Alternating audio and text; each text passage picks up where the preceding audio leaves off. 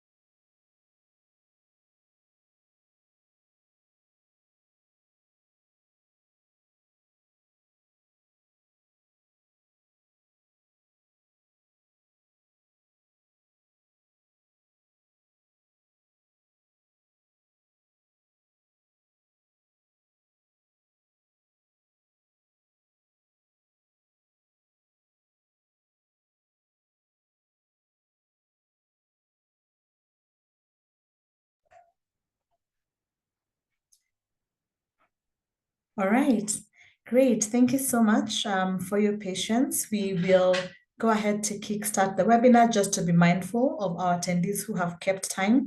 And we'd like to welcome you to our webinar today.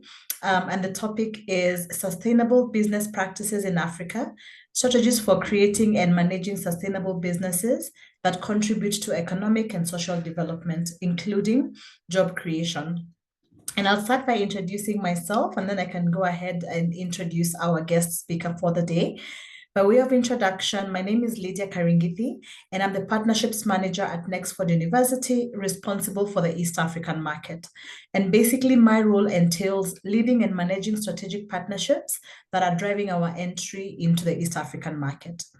And in a nutshell, who Nexford is, we are designed for a global audience looking to build in-demand skills while earning recognized and accredited credentials.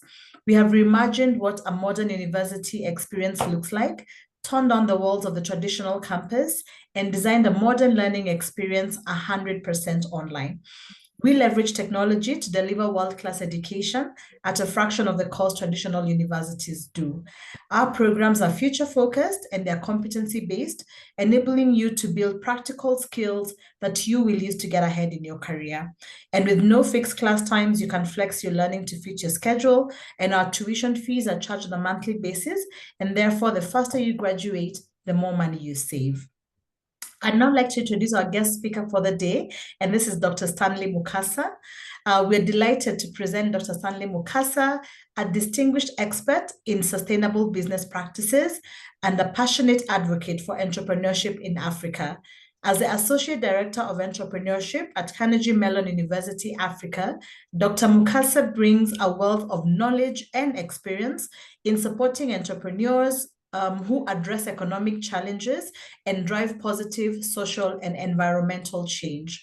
Dr. Mukasa's journey in the field of sustainable development is marked by his innovative work at the Industry Innovation Lab, where he mentors and supports startups committed to sustainability.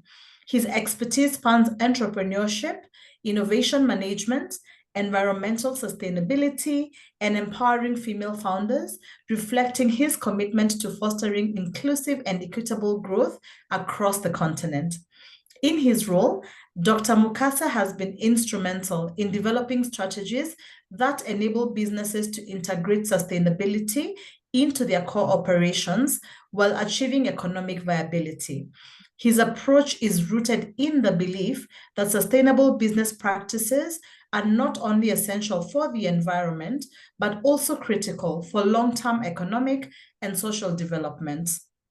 Dr. Mukasa's insights are shaped by his extensive experience in the private, public, and academic sectors.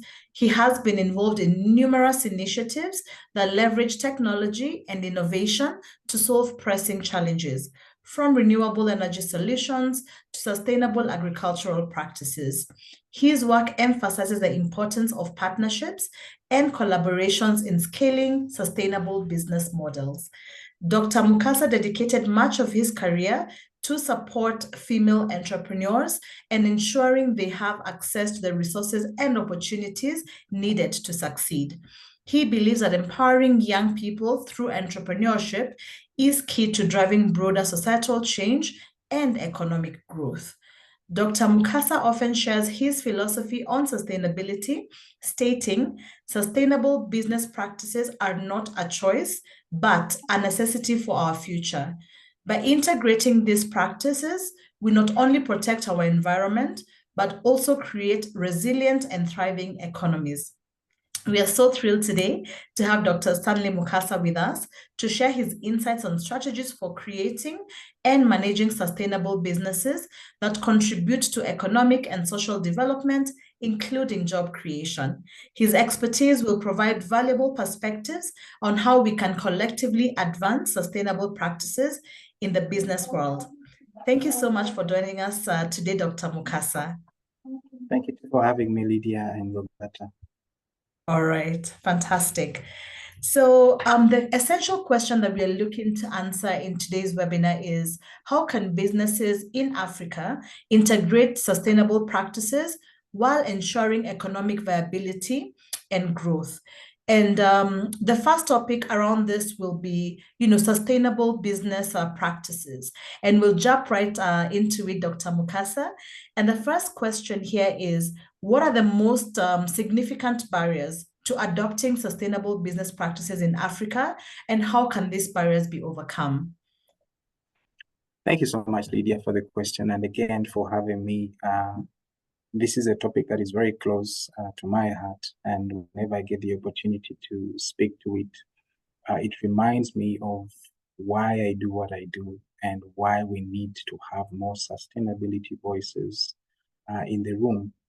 So to begin with, I think that the conversation on sustainable business practices in Africa is gaining momentum. It's driven by the continent's unique environmental, social, and economic challenges. I would really want to, first of all, speak or highlight some of what some of these challenges are, beginning with the environmental challenges. With extreme weather conditions, we've seen, a lot of droughts happening, heat waves hitting Africa, deforestation on the rise due to population increase and the increase in the number of settlements, desertification also happening right now in many places within sub-Saharan Africa, water scarcity, and loss of biodiversity. So those are bracketed among environmental issues that are on the rise in Africa and that require the need for sustainable business practices. Going to the social challenges, we have poverty and inequality on the rise. It needs no stating that about 40% of Africa's population lives below the international poverty line. We have healthcare crisis, education and skills gaps. So those are social. Look at conflict and displacement of people as social challenges that require the innovation around sustainable business to make sure that we do business today without compromising on the future. Then when you look at the economic challenges that are unique to Africa, we have unemployment, not unique, but it's a big challenge as well. Infrastructure deficit, poor transportation systems, unreliable electrical supply systems, lack of clean water and sanitation, all requiring us to think sustainably around the businesses that we are doing for us to be able to provide for social and economic futures for Africa. So now there are three main aspects. Again, there are three main aspects before we go into the barriers of sustainable business. As I said, the environmental sustainability, the economic sustainability, and the social sustainability. So I will go into each of those practices as we discuss. But I would like to go directly to your question on what are some of the barriers that are hindering widespread adoption of sustainable business practices in Africa. Lack of awareness and education. We are struggling with the lack of limited awareness and education on sustainable business practices, especially if you look at the biggest majority of businesses in Africa, which are SMEs. They lack the awareness and the skills on how to leverage these business practices for them to be able to benefit economically while contributing to their communities and the environment. So maybe the solution here is for us to find ways of enhancing educational programs and awareness programs that emphasize aspects of economic, environmental, and social benefits for Africa. Many times, programs focus on the economic side of things and they leave out the social and economic side of things. And that's where government initiatives, NGO initiatives, and private sector initiatives could come in to foster some of these initiatives. Then the second challenge or barrier to the adoption of sustainable business practices is financial constraint. Now, some of the sustainable business practices are associated with certain upfront costs for them to be implemented, which in a way limits the participation of SMEs in adopting these practices. Look at waste management infrastructure, for example. An MSME might want to have a clear system of managing their waste or recycling waste, but in most cases, it can be limited by the affordability of these systems and the high cost associated with the adoption of such systems, hence leading to a barrier in terms of adoption for this sustainable business practice. Then maybe the solution here is for us to adopt more green investment vehicles, like green loans, grants, and incentives to reduce, for example, the financial burden on businesses that are attempting to solve for these to solve for these environmental challenges. And I think here, governments and public sector can come together to play a critical role in ensuring that we have such financing vehicles Yeah. to help those that cannot afford to be able to afford the service. Then Mm-hmm. number three is we have an infrastructure challenge, a very huge challenge that is limiting the accessibility of, first of all, the accessibility to such systems that can help us to manage, for example, waste infrastructure around renewable energy resources and sustainable supply chains to be accessed by the people that have this intention of doing business in a sustainable way. So it's very, I don't know how to even explain it, because many times we push people, we are trying to educate people, send out the message, but then the question comes back to us, where is the infrastructure? Who is responsible for the infrastructure?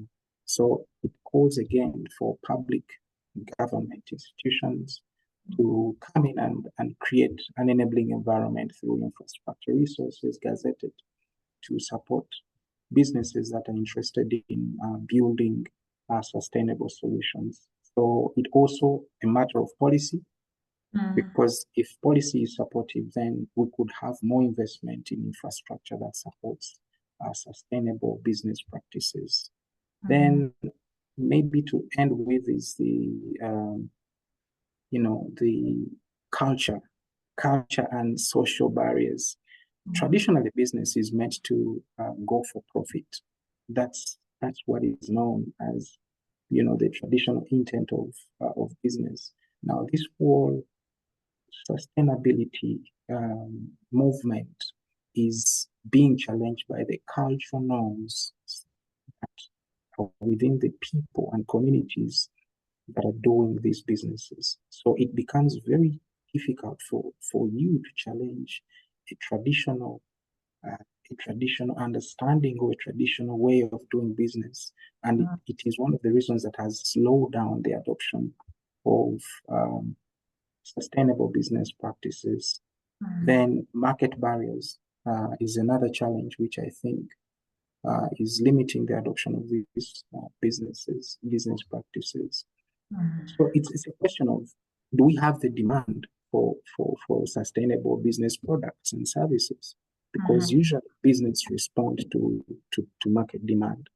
When there's limited demand for sustainable products and services, it also discourages the adoption of these business practices, because there is no one, or there is limited demand for such services. And now the question now here is, we need incentives that encourage people to consume sustainable products. These have been implemented in some countries with tax exemptions and tax breaks on companies that are, consuming or purchasing in bulk products that are environmentally sustainable or friendly. So such incentives and education programs could help in encouraging the adoption of sustainable business practices. I can go on and on, but I would like to leave time for other questions. Yeah, thank you. Thank you for that. And that's very helpful to hear, especially one of the things we don't play is private-public partnerships. So it's imperative to know that, whether we like it or not, government, public sector does have the resources, that would be able to drive this. So I think that is something we really cannot overlook. And the one thing I've learned there is on the market side of things. I never really thought about sustainability, and also asked, taking that back seat and asking yourself, is there a demand for this kind of businesses before we actually embark on them? Because then if there is a demand, like you say, then adoption would actually be easier.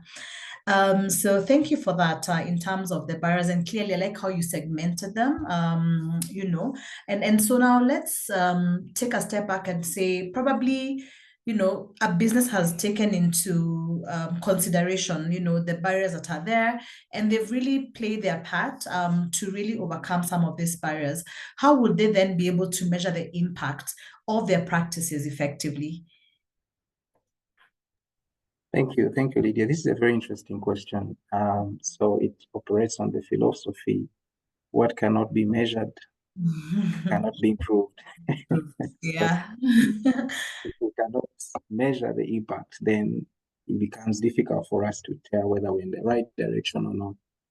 But I think it still goes back to, you know, it still goes back to the importance of not just having the practices in place, but to being intentional and having clearly stated sustainability goals and KPIs. So before we even measure, I think, as you say, the company manages to have these practices, they need to have very clear impact goals, very clear business goals and KPIs for them to benchmark and check their performance on. So, for example, let's say a business is aiming at reducing carbon emissions and increasing or improving energy efficiency or improving community well-being, right? Or producing or promoting fair labor practices, I mean, producing or contributing to an inclusive labor community. So let's say those are some of the buckets of goals that a business sets for itself. It is very, very important to do business with these goals in mind and communicated to every one of the employees within the company for it to be second nature to them, right? So that in case, instead of, for example, using a plastic bag, somebody would adopt for a much more environmental friendly approach to maybe packaging or encouraging clients to come with their own packaging. The examples of businesses that would not provide you with the packaging, you have to come to purchase something with your own home packaging, right? So it's about clearly stating these goals, establishing them and communicating these goals with all the employees. I will use an example here of I'll use an example which is very common. For example, Twiga Foods is I don't know if you've heard of it in Kenya. Yes. It runs a mobile-based supply chain platform for retail outlets that aims at reducing food waste and improving food distribution efficiency, right? Yes. So for them, the KPI is simple. We are reducing food waste across the supply chain, and we are also tracking the number of retail outlets served, and which directly actually contributes to food security and economic development because the retailers or the farmers are able to sell their products at a much lower prices to the retailers because they have resolved the supply chain inefficiency, removing middlemen to enable the farmers be able to gain more economic value from their products. So it's simple. They are tracking very specific KPIs that are important for their business mission and business story. Reduce food waste, number of retail outlets served, and then the number of retail outlets served that directly contribute to food security and economic development. Then the other way is to use established reporting frameworks. And we have a number of them, like the Global Reporting Initiative, which is a comprehensive framework for measuring and reporting sustainability practices. So within this framework, a business can report on environmental, social, and economic impacts in a much more standardized manner. So it's advisable to use a framework that has been tested and tested across different markets, of course, with some customization to fit context, rather than creating a new framework from scratch, which would receive a lot of critique and standardizational challenges. There's another interesting company which has used this framework. It's called BURN, BURN, BURN Manufacturing. Yes. I think it's a common example to you in Kenya. It's for BURN Manufacturing, produces energy efficient cooking stoves, and they use the Global Reporting Initiative to report on sustainability efforts. So this company, if you check their website, they're reporting on metrics such as carbon emissions reduced and the number of stoves sold. which highlights the contribution to reducing deforestation and improving health outcomes for its clients. So all these are different areas. Again, a business needs to find the metrics that make sense for them to be able to communicate, and also need to understand who they are communicating to. Are you communicating to investors, governments, just the public? So all these guide you on which metrics to track and also which metrics to measure. So the other aspect, or the other way that a business can continue to measure its impact is through conducting impact assessments. I think these ones are the most common ones. We've seen scenarios where businesses assess themselves on environmental standards, checking themselves on the effects their businesses have, or their business activities have, on local ecosystems, biodiversity, climate, and also being able to implement mitigation strategies where necessary. So environmental impact assessment, secondly, social impact assessment, where businesses assess and evaluate the social consequences of their operations.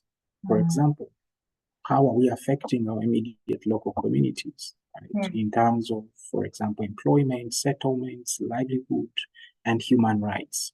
That's another way that a business can go about measuring its immediate impact. I will stop there. The examples are many, but I'll pause there.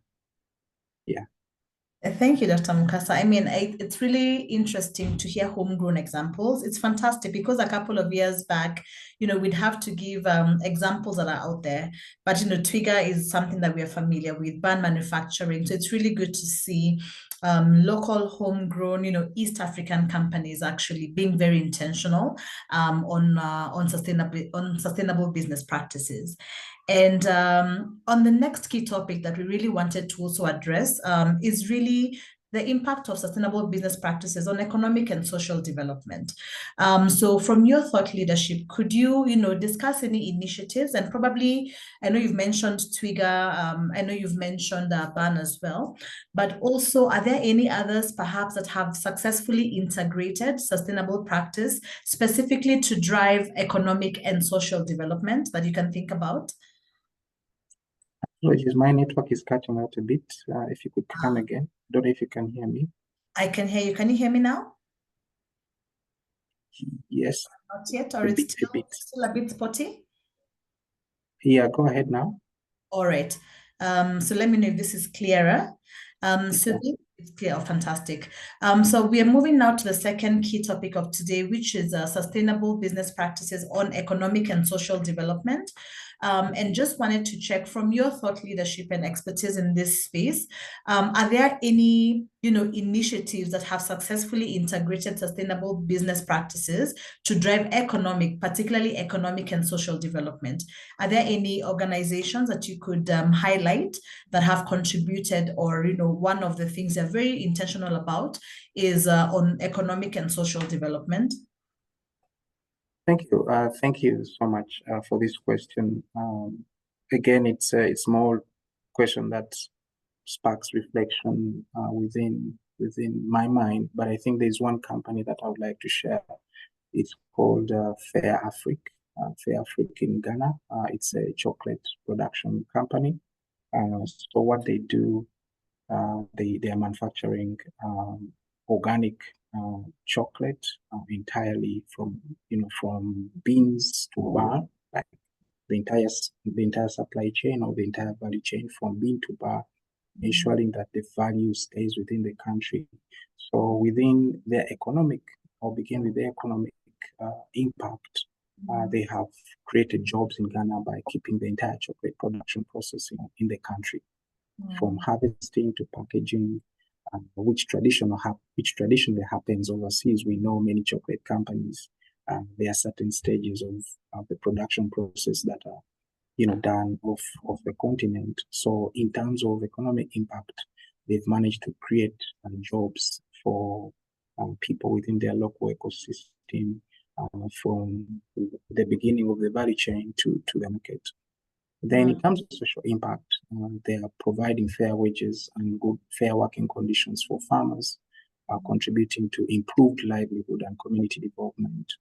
Because again, the entire value chain is managed within the country by this company, it becomes very easy for them to take care and take note of the livelihood conditions of the farmers, making sure that every chocolate bar that is sold contributes to the improvement of the farmers' well-being.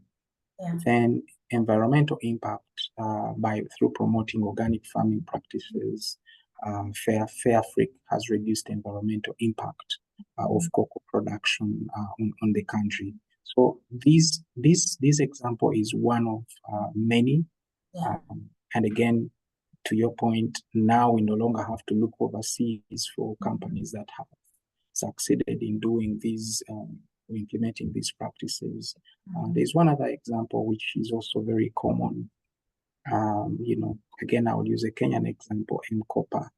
I think you've seen what M-Kopa does with its affordable solutions to off-grid households in Kenya and East Africa. I think they've managed to scale the production and the service to other countries within East Africa. They are helping to bridge the energy divide between rural and urban areas.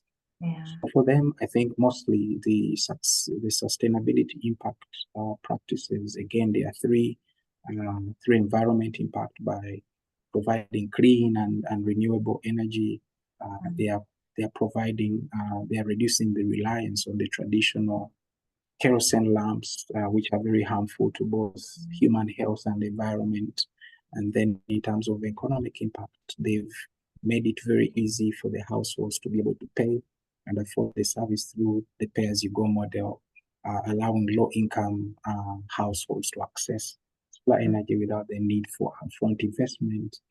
And also, there's an element of inclusion there, which is very important whenever we're talking about these issues of sustainability and social aspects. So social inclusion is a very important aspect here, because through that financing model, the financing model is inclusive in the way that it doesn't require the local users to be very much loaded with huge sums of money for them to afford the service.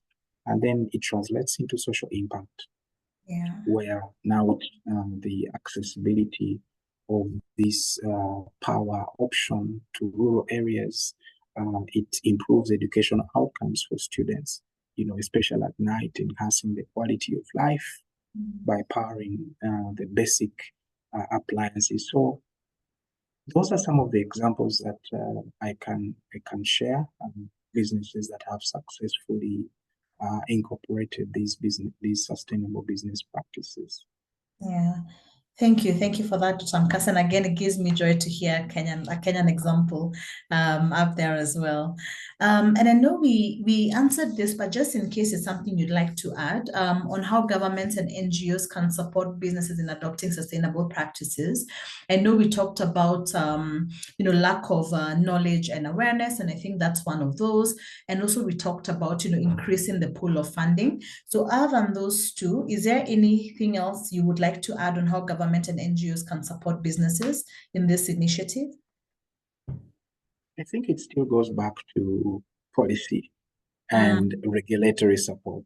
It's very, very important to have governments clearly establishing policies and frameworks to regulate how businesses are operated sustainably. So it's one of the major I think roles that government can come into play. For example, policies on environmental protection, waste management, guiding communities on how waste should be managed and the disposal should be regulated. Energy efficiency standards, regulating and requiring companies to reduce on carbon emissions. We have some governments that have done so, but I think they still need to do more in this area, and also implementing recycling programs across different African countries could be some of the ways through which government can come in to support. Then I talked about incentives and subsidies. Yes, we can incentivize, but as well subsidize. It's good from economic principles to provide an incentive where you can, for example, provide tax breaks, grants, subsidies to businesses that have demonstrated commitment to sustainable business practices. So you can take the example of a business that is investing in renewable energy or energy efficient technologies. Why not provide it a tax credit or grant to offset the initial financial cost? Because initially we say that we have a big challenge in terms of the initial investment cost required to implement some of these policies. Now, if a government realizes a successful company that has put in place these mechanisms, why not offset the financial burden they have or they've had to incur in terms of putting these practices in place by giving them a tax credit, a grant, or any other forms of incentives. Yeah. So those are some of the ways. And the other one could be capacity building, right? Trainings. I think we still need more training, business trainings on how to adopt these sustainable business practices, right? And even beyond training, we need technical assistance and advisory. For example, I want to be able to measure my carbon emission levels. How do I do that, right? Which kind of technology is going to help me, and who is going to teach me on how this technology works? So that's where now governments and NGOs need to come in and play an even bigger role of being consultants, service consultants, right? Providing the business community with sustainability experts and resources for developing and implementing such sustainable business strategies. It requires some level of government to be able to implement some of these things. And then number 3, which I said, green financing, financial support is required. Through low interest rate loans, impact investment funds, which are designed to support businesses that are implementing sustainable projects such as renewable energy installations and sustainable agriculture. They would benefit from these kinds of investment. Then lastly, I think government can play a big role when it comes to supporting research, innovation and development, because research, like any other, we know any other research, research around sustainable practices is expensive and it takes a lot of time. So we would benefit, or the business community would benefit if governments could take a lead to invest in research and development for sustainable technologies, to encourage businesses to innovate in very key areas such as renewable energy, waste management and sustainable agriculture. The research is supported by the government to spark innovation around those areas. I will again stop there. I know we can go on they are very valuable insights. So thank you for sharing and also giving the examples. And now to something that you're very passionate about, Dr. Mukasa, really on job creation and supporting female founders. So what specific strategies can be employed to support and scale sustainable businesses led by female entrepreneurs in Africa? Thank you, Lydia, for the question. I think the act of supporting female founders in itself is an act of inclusion. You are trying to promote an inclusive business environment in Africa by supporting businesses that are, led by women, right? So when it comes to strategies, there are so many programs coming up remarkable of them, I'll mention the River Women, initiative by the AfriLabs.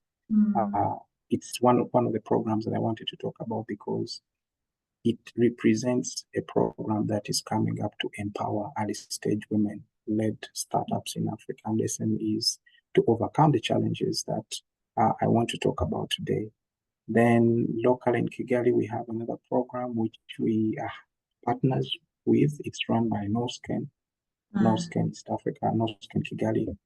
Yeah. It's called Women in Business Initiative. It's also another accelerator program that has been created to support women founders in overcoming the challenges that have traditionally left them out of business. So just that's the preamble, but I'll go now into the strategies, which I think would be used to scale businesses led by female founders in Africa. Well, from capital, it's obvious, right? We've had the same song, people singing capital, but I think I want to add an aspect. It shouldn't just be capital, it should be gender-sensitive financing programs, with financial products that are tailored for women, right? We could say they could be characterized by lower interest rates, and not just lower for the sake of being low, but again, considering the challenges women founders face, lower interest rate could go a long way in enabling them. Flexible collateral requirements, we've received, we know traditionally we've noticed that very few women would have access to collateral rights to qualify for traditional banking solutions. And then if we have flexible collateral requirements and longer repayment periods, maybe this would go a long way in helping women to be able to do business and scale faster. Yeah. Of course, Grameen Bank has developed a model for this by Mohamed Yunus. It has been a very big champion for these kinds of solutions. BRAC has also done some work there. So we still need more players to come in and provide more gender-sensitive financing programs and products. Women-focused venture capital and angel networks. And I'm putting in women. We have so many angel networks coming up on the continent right now, and very many VCs. However, we don't have very specific women-focused VC firms and angel networks. So if, for example, government comes up and establishes these in partnerships with NGOs and private investors, this would really be a great opportunity. I wanted to mention Rising Tide Africa is an example there for an angel investor network that is focused on supporting women-led startups in Africa.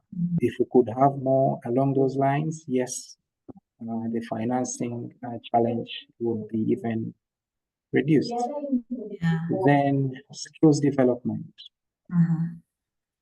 I think we have a big challenge of skills, financial literacy, management, business strategy, digital skills. All these are challenges that are affecting women founders, women-led founders in Africa from doing business on a level playing field. Yeah.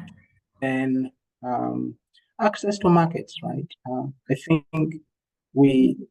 when any business needs market linkages and partnerships. So if we have women-focused market linkage programs, I think they would really go a long way in enabling women founders that are taking the initiative to also produce products with the assurance that they would receive demand on the market.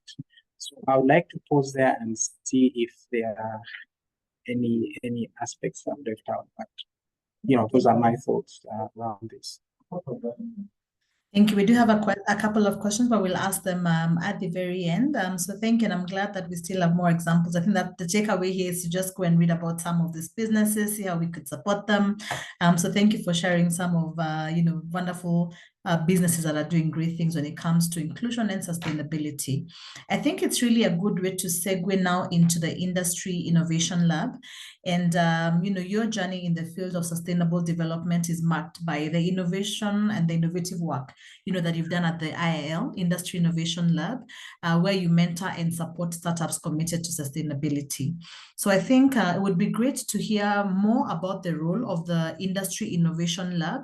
And I think a good way to also segue from there is a case study on SLS Energy. So maybe one, you could start by sharing more about the role of the Industry Innovation Lab, and then perhaps you could introduce us to SLS Energy and some of the lessons there, and what the wonderful work that you've done at the lab. Thank you, Lydia, for the question. So the Industry Innovation Lab at Carnegie Mellon is an in-house hub that is created to support the generation of economic opportunities for young people in Africa. So think of it as a hub that runs Pan-African programs and platforms for young people in technology, that young people that are interested in developing tech-enabled solutions in Africa, tackling the most pressing challenges on the continent, from environmental challenges to social challenges and even to economic challenges. So the hub, or the lab, Industry Innovation Lab, was created with a vision of bridging academia to industry as being the bridge that connects industries to academia. Very many times there's a disconnect between what happens in academic institutions and what the industry needs. So that's why our biggest mission is to create economic opportunities for young people in Africa. So we do so in various ways. We run incubator programs that are focused on supporting tech-enabled companies in different fields such as logistics, energy, renewable energy, fintech, edutech, and so many other areas. And then we also run a tech talent marketplace program that supports startups to hire tech talent that they would otherwise not be able to afford through a co-funding model. So again, if you look at the programs, they still go back to the sustainability aspects that I've been talking about, social, economic, and environmental, because it is built within the Industry Innovation Lab's mission. Then we also run annual programs like the annual CMU Africa Innovation Summit. This time it happened in January, from January 26th to 28th. A very interesting program that brings, again, innovators from, this time we brought 17 African countries in one place. It also runs capacity building programs, which we recently did as well. We did a version 2 weeks ago.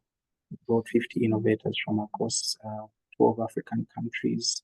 Again, we have a very specific focus on inclusion, women, people with disability, and refugees. So again, inclusive development is built within our programming.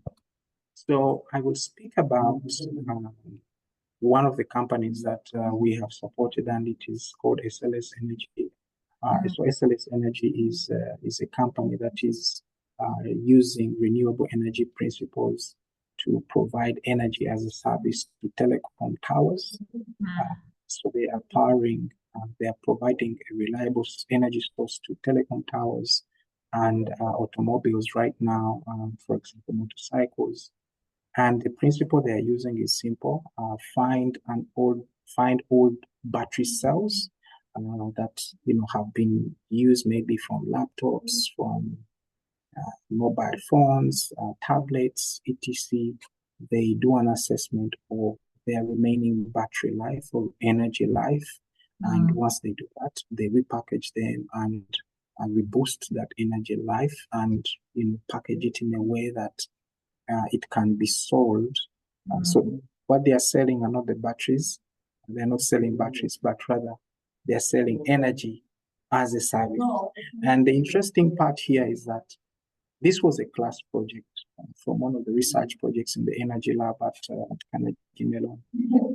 And it's led by Carnegie Mellon University alumni who have actually gone on to win second place in the Hunger Pitch Fest. If you follow, the Rwanda Innovation Ecosystem, they won second place in the Hunger Pitch Fest 2021. It's one of those companies that have really applied the principles we've talked about today. Instead of promoting waste, electronic waste, they are turning electronic waste into a reliable source of energy. And right now they are powering telecom towers in about 3-4 African countries. So that's what they are doing. They have been at the lab now for 2.5 years. And, it's one of those companies that I think we are very proud to see successful over the years. I don't know if you have any specific question. If I've left out anything, please remind me so that I can talk about it very well. No, I think that has been very, very helpful. And I think probably a good way, and then thank you for sharing that about SLS Energy, and we look forward to seeing some of the amazing things that they will, they will be able to cover as we move along. I think just also being cognizant of time, I think a question I'd like to ask you, which I think is critical, is based on that experience, the mentoring that you're doing, being involved with these businesses. What would you say that young entrepreneurs can do to stay ahead of these particular trends and also innovate in the sustainability space? I think it's about being open to experimenting.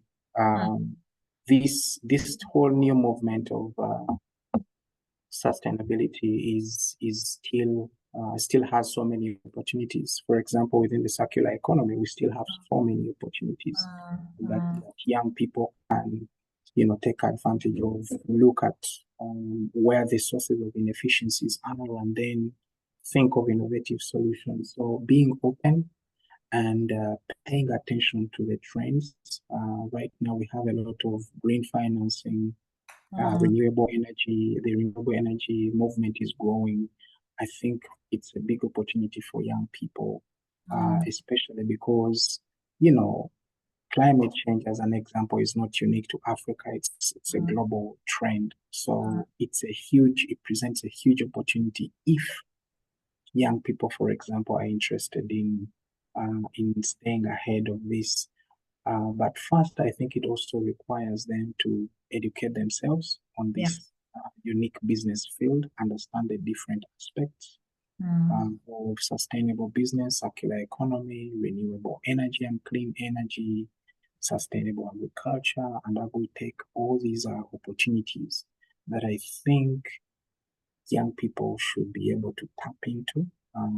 We have so many new social enterprises and impact-driven business models coming in now than ever before, because we now have impact investors interested in giving back to society. Inclusion is becoming another big trend and opportunity that young people can leverage. So I think they need to be open.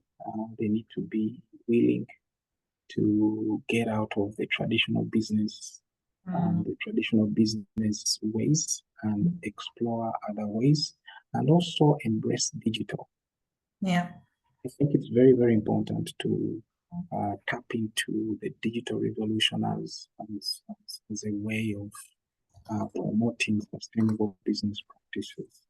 There's so many digital platforms that have come up to revolutionize how sustainable businesses are being conducted. So those are opportunities, trends, but as well as ways young people and innovators today can benefit from the sustainability movement.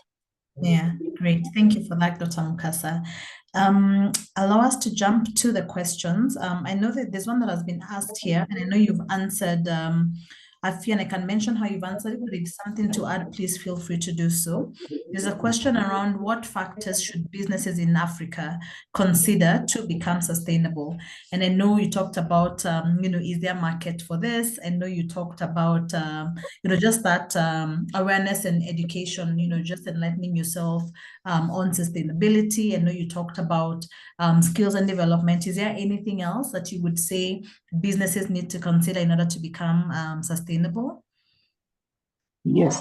In addition, I think it's important for each business to define its own sustainability framework. Like, how far do you want to go with sustainability without losing the bottom line? Because for a business to be sustainable, it also has to be financially sustainable for it to do environmental and social. So each business, I think, or each founder needs to define how far along the spectrum of sustainability they want to go and begin with baby steps. They will keep on advancing as it becomes second nature to them.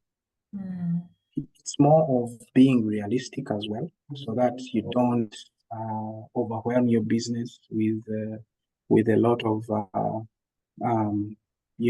environmental, but as well as social aspects that would compromise the financial sustainability. So define what a good mix of environmental, social, and economic sustainability would be for your business. Yeah. That's what I would say. Fantastic. All right. Great. Thank you. Thank you so much, Dr. Mukasa, for that, for the insights. I think for me, I'd say my key takeaways from this session is, number one, for businesses to thrive, they need to have very clear goals and KPIs, for them to benchmark and check their performance. And I like the quote, that you also referenced that whatever cannot be measured cannot be proven. So that is a very critical component. And I think policy support is something that is lacking, especially for our market. And so, there needs to be that. And that, of course, is driven by public sector for sustainable businesses and practices to be effective. And I like the examples that you gave. I know a lot of this is still in paper in theory, especially around the tax breaks, but I think that would give a lot of incentive and initiative for businesses to actually venture into sustainability. And I think the third one, which I think is really key, touched on young entrepreneurs and them just being open to experimenting, paying attention to the trends. I think it's all on paper. If it's not broken, don't fix it. So this is, I think we need to pay attention to the trends as opposed to always, trying new things and see what we can be able to fully optimize there. So looking at green financing, renewable and green energy, are some of the big opportunities there, as well as embracing digital. So thank you very much, Dr. Mukasa. This has been a very insightful webinar, even for myself, and I'm sure for the attendees here today. For all our attendees, if you'd like to connect to Dr. Stanley Mukasa, you can find him on LinkedIn using his names. And you can also stay connected with us on our social media pages for you to get information on the upcoming webinars. We are smack on time. So since there are no other questions, let me just confirm. Yes, there are no other questions currently. I would like to thank each and everyone for attending today's webinar, and a special thank you to Dr. Mukasa as well for sharing your invaluable insights. And we wish you all the very best as you're driving this very important agenda to us in the African market and globally at large. So thank you all, and have a lovely afternoon. Thank you. All right, thanks. Goodbye.